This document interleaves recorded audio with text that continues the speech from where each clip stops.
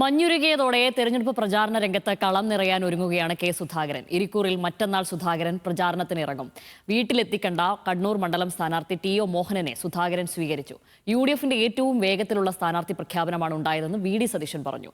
കോന്നിയിൽ യുഡിഎഫിന് ഉജ്ജ്വല വിജയമുണ്ടാകുമെന്ന് അടൂർ പ്രകാശ് എം.പിയും പറഞ്ഞു.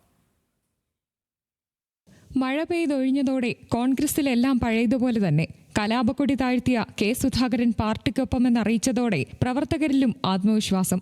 കണ്ണൂർ കോൺഗ്രസ് സ്ഥാനാർത്ഥി ടി എ മോഹനൻ നടാലിലെ വീട്ടിലെത്തി സുധാകരനെ കണ്ടു. തന്റെ വാക്ക് പാലിച്ചത് കൂടിക്കാഴ്ചയ്ക്കിടെ സുധാകരൻ. യുഡിഎഫിനെ തിരിച്ചു കൊണ്ടുവരിക ആ ഒരു വലിയ ദൗത്യമാണ്. ആ ദൗത്യം എല്ലാവരും കൂട്ടായി ഏറ്റെടുക്കാൻ വേണ്ടിയിട്ടുള്ള പ്രയത്നത്തിലാണ്. അദ്ദേഹത്തിന്റെ സ്നേഹപൂർണമായ ആശ്ലേഷവും അതുപോലെ തന്നെ അനുഗ്രഹവും ഒക്കെ ഈ സമയത്ത് ലഭിച്ചിട്ടുണ്ട്. കേരളത്തിലെ യുഡിഎഫിന്റെ ഏറ്റവും വേഗത്തിലുള്ള സ്ഥാനാർത്ഥി പ്രഖ്യാപനമാണ് നടന്നതെന്നും കോൺഗ്രസ് സീറ്റ് നിർണയം AKG സെന്ററിൽ നിന്ന് പ്രഖ്യാപിക്കും പോലെയല്ലെന്നും സതീശൻ പറഞ്ഞു. ഒരു വൈകലും ഉണ്ടായില്ല. നിങ്ങൾ ഇനി വൈകിയെന്നുള്ള വാക്ക് ഉപയോഗിക്കരുത്. എവിടെ വൈകിയത്?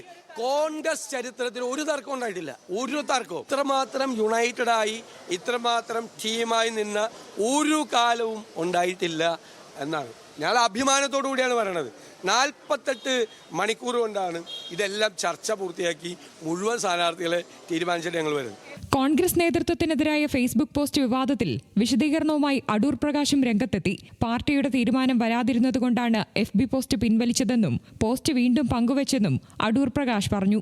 കോന്നിയിലെ ജനങ്ങളുമായുള്ള ആത്മബന്ധവും അവരുമായിട്ടുള്ള ഓരോ കുടുംബമായിട്ടുള്ള ബന്ധങ്ങളും അത് കക്ഷി രാഷ്ട്രീയത്തിന് അതീതമായി എന്നെ സ്നേഹിക്കുന്നവരുണ്ട്, എന്നെ വിശ്വാസത്തിലെടുത്തവരുണ്ട്.